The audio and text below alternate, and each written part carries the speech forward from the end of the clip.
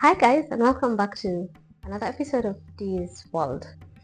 In Dee's World, we talk about education, relocating abroad, things you may want to learn and know about relocating abroad.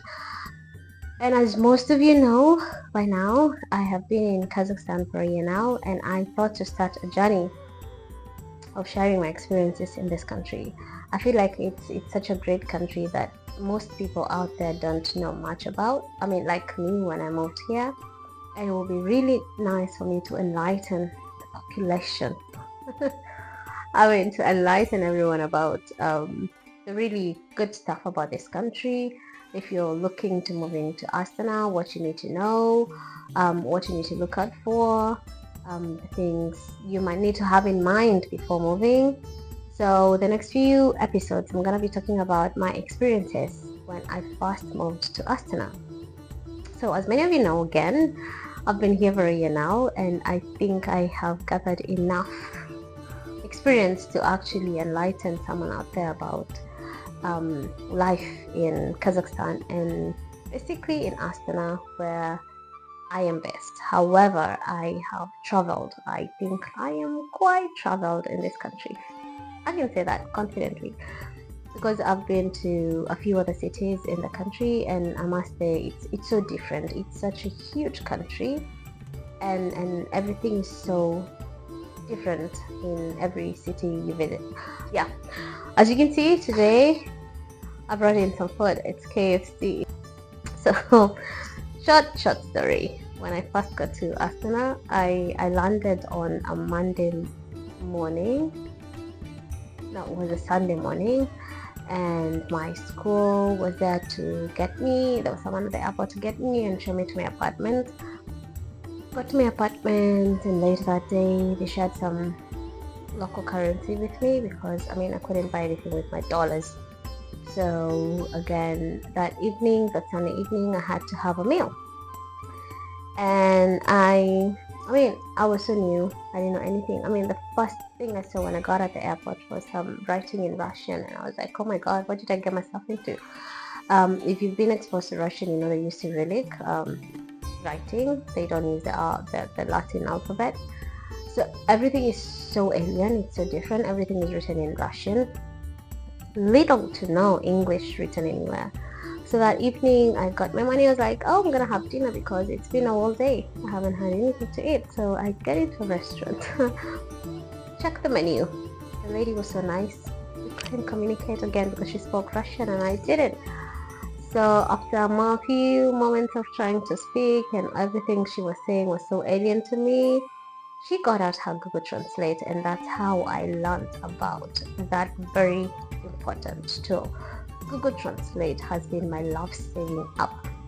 It's been the app I have used more than any other app in my stay here. Story for another day. So yeah, with the Google Translate we were able to communicate, and again she gave me the menu, which was completely in Russian again. I know. I tried translating again. It doesn't really help because the food, the names of the food, the way they prepare the meals is so different from what I'm used to. But eventually I saw something with chicken, and I'm like, I'm gonna have that. At least chicken is so familiar, and I love chicken. And this here is the plate of food that I was served. It was chicken. There's no bone in it. I remember a joke we used to make in my previous school that it's not chicken unless it has bones, and this thing didn't have any bones in it. I was like, how am I eating a chicken without any bones? So but this thing is what they served to me, and mashed potatoes. That's mashed potatoes, by the way. Just saying. Anyway, so my video today is completely based on food. But today we're not talking about KFC, we're just talking about the food in Astana. Yes. I love good food. I think I eat a lot. Yeah. And today I want to talk about the kind of food you might experience in this place. Now, one thing I must mention is, especially for Kenyans from central Kenya, Kikuyus, if you love waru, then this is the place to be, because these people love waru. Waru is potatoes. There's potatoes in almost every meal you're gonna have here. There's potatoes in the soups. There's potatoes in the pilau with potatoes. I think it's njeri or something. But yeah, we have potatoes in every meal, and potatoes are relatively cheap compared to other foodstuffs. Potatoes are relatively cheap, and they're pretty readily available. Like, you will never walk into a store even in the middle of winter. You will never walk into a store and not find a sack of potatoes selling at some good price. Good price. I mean, it's not cheap, but it's good compared to everything else. Story for another day. So if you love potatoes, this is the place to be. If you love meat, Kenyan like me loves meat. In all my lunches at work, there's some kind of meat. There's either chicken, there's either beef, there's lamb, or there's horse. I know, horse. But most important, or fish. There's vegetables, but the vegetables are mostly available before it's winter. I'm gonna talk about the winters in another video because that's another story for another day. But yeah, there's vegetables and fruits in throughout the year. The fruit that is mostly available, especially where I live all year round, is apples. Now, if you know a little bit, if you love history a little bit, Almaty, which was the first capital city of Kazakhstan, Almaty got its name from apples. Means Kazakh. Alma means apple. So Almaty is the land of apples. Other fruits and veggies, it's depends on what's on season, where they're able to import them from. Like, the food is seasonal. There's no variety at some point in the year because, again, of the seasons and the transportation. And sometimes if there's variety, then it's not as tasty as what you might find somewhere else. However, there's always plenty and enough of food for everyone. Alright, that being said, let me look at some foods that I found here that are back in my country, Kenya, that are pretty similar, just a little bit of differences. The first one was samsa. We call it samsa, and I know you guessed it right, it's samosa. This is samsa, this is samosa. Samsa can have cheese filling. Oh, there's a lot of cheese here as well. Samsa can have cheese filling, it can have potato filling, it can have meat, chicken mostly. I don't think there's beef. I think there's beef. I don't think I've had that one, but I think there is one. But samosa is slightly smaller, more filled with this whatever is inside. Like, if it's your potato, if it's your veggies, if it's your beef or chicken, samosa has more of it. Samsa has a little bit less of it, and samsa is massive. It looks more delicious. If you look at it, it looks more delicious than the samosa. But I think after eating both, I still like samosa. Then they have bausak. Bausak is mandazi, pretty much. Flour, and you bake it. You put it in flour, in hot oil, and mandazi, pretty much. If you love mandazi, you're gonna love this. Then they have bread. Bread is eaten with everything here, by the way. They offer bread, it's optional, but you find that the locals really love it. Bread is with every meal, and there's some beliefs and traditions around bread eating, so I think that's why we kind of have to have it with every meal. Another thing that goes with every meal is tea. I'm gonna teach you a Russian word today. Tea in Russian is chai, and if you know Swahili, tea is chai. So yes, chai, they love chai. Gauging from my place of work, chai, they have chai with every meal. Like, they serve tea with the meals. You get your, like, again, you've seen my plate. It has food and it has tea. I got myself some tea. Mostly it's black, but you can ask for a milk option, which is always available. Yeah, but chai is chai. So if let me teach you a little bit of Russian. This should have come later. But if you want to say, please can I have some tea, you're gonna say, Можно chai. And if you go to a restaurant, you'll find all sorts of tea on the menu: Moroccan tea, Tashkent tea, Chinese tea, and every time you serve it, you're gonna see it has flavors. It has, like, I love the tea here. It's not just tea leaves and water. No, there's some flour thrown in there. There's some cinnamon. There's always some components to make the tea. Yeah, so it's really really good tea, by the way. So yeah, that's another thing that you might find typically here. So bread every meal. There's samsa, samosa, balsak, mandazi. There's shashlik for meat lovers. Again, I say this country people love meat. Shashlik is what you call mshikaki in Kenya, but the meat here is quite generous, I must say. Mshikaki in Kenya, this is mshikaki in Kenya. Tiny pieces of meat. This is shashlik. They are generous with the meat, by the way. And just for demonstrations, I thought to buy some shashlik. This is my shashlik. Now, I must tell you that I've never ordered shashlik into my house. I've eaten it out there, but I've never ordered it. But I had to order it for this specific video.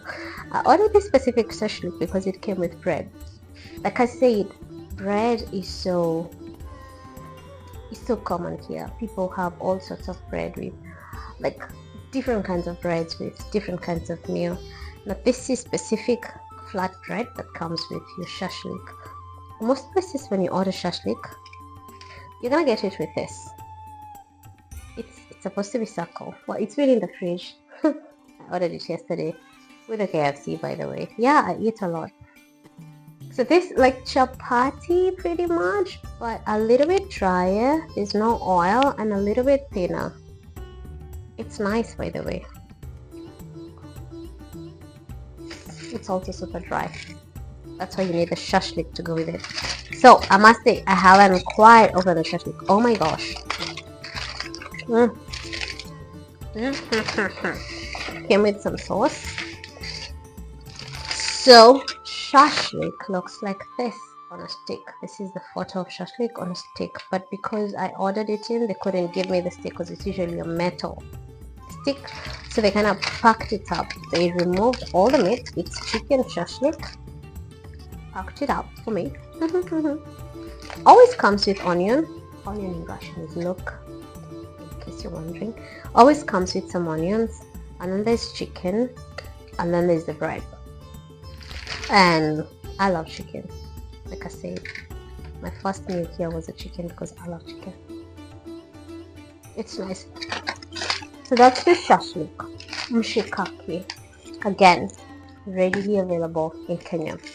Now, I saved the best for last. Remember, I mentioned that these people in Kazakhstan eat horses. They use horses for the traditional games. They use horses in so many ways, and also eat horse. Super cool, right? So I ordered this particular meal. Again, I haven't opened it. I have not had. Oh yeah, I remember, I didn't tell you the name. This is called beshbarmak. You have to say that in the name because it's Russian, I guess. Beshbarmak. This is beshbarmak. It's the traditional and national food of Kazakhstan. I've been to a wedding, and when they serve this food, it's respected. You can have it variety. You can have it made with beef. You can have it made with horse. You can have it made with lamb. I guess I've tried it with lamb. You can mix all of them. If everyone eats everything, you can make it. But the authentic one is made with horse. And this particular one has horse in it. I know.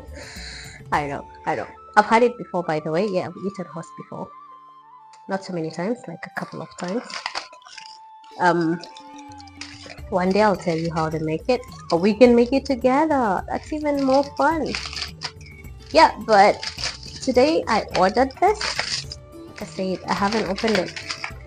I saved it for this video. the only few times I've eaten beshbarmak is at work, because like I said, it's a very special dish.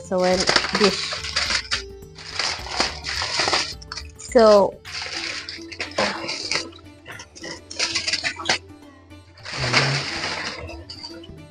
when we have an event at work, they prepare, like a special event, they might prepare shashlik.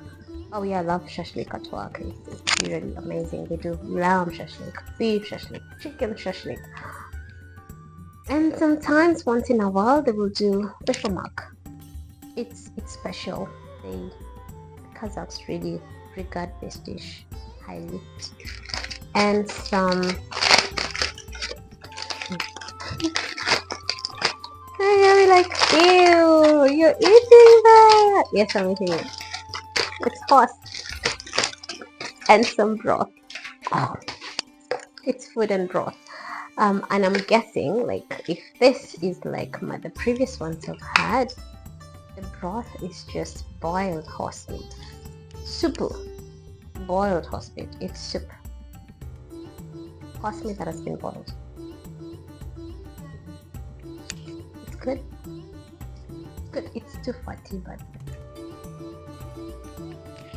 it has a smell I don't really like, but it's good. The fat. I must mention that the food here is always so fatty. A lot of oils in the food. Let me show you the beshbarmak, and then I'm gonna try it with you guys. A moment, let me get a fork. Yeah, I'm in my kitchen. So this particular beshbarmak, this is first a picture of beshbarmak on the internet. Looks like this. This one has been packed, so it's potato, waru. I told you about potatoes. It's carrots. These are onions. This is the horse. And we have some. Now this, you might wonder, what is that? This is lasagna sheets. So they boil the lasagna sheets in. So I've made this before, or rather I've helped make this before. So they kind of boil the horse meat and lamb and beef, whatever meat you want to put in it. They boil it in a pot, and then the soup that comes out after boiling, you use it to boil the lasagna sheets. They're good. Really good, by the way. I love salty, a little bit of salty, and this is... So you use that to boil the lasagna sheets. And then once you boil the lasagna sheets, whatever is left is what you drink. Then you serve the lasagna sheets and the horse, and you add anything else you want. Those are the sheets. That's the broth. And this mutura. Just remembered mutura because I saw this and I was like, yeah, they do make mutura. This is like mutura from horse meat.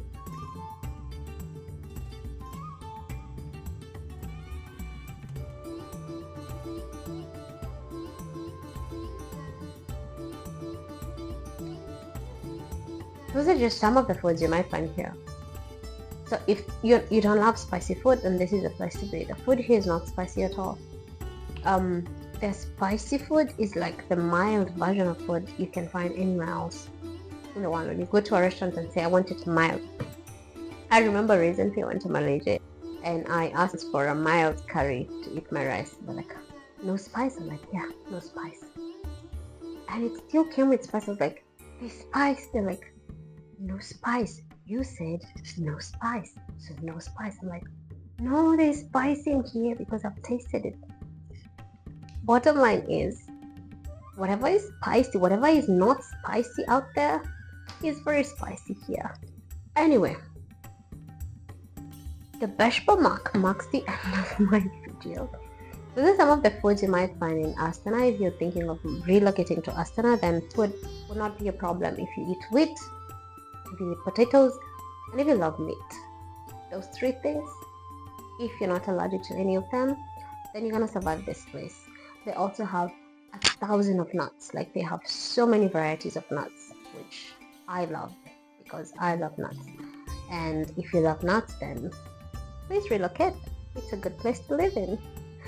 Otherwise, thank you so much for watching a food review for my 1 year stay here. What I've really loved about the food is it's food I can eat. I've survived on it, so anyone can survive on this. And if you don't like all of this and you prefer fast foods, we have KFC, we have Burger King, we have different outlets of pizza, international pizza outlets. We have I don't know, there's so many food for you to try. We have also different countries restaurants. We have Georgian restaurants, there is Indian restaurants, which I really love because food is so much like home. We have Turkish restaurant here. So if Kazakh food is not what you really want to eat, then you have options and varieties for equally the same price, I would say. Yeah, so that's it from me today from Dee's World. We reviewed the food in Kazakhstan. Now I'm gonna sit and think about if to eat the bishbamak or the shashlik for my dinner. Otherwise, thank you so much for watching, and let me know what you would like to review next. What you would like me to look into next on my next video about my experiences in Kazakhstan, because it's a lot. Again, if you've watched this video to this far and you haven't liked or subscribed, please subscribe to my channel. And I will see you in the next video. Thank you so much for watching, and God bless.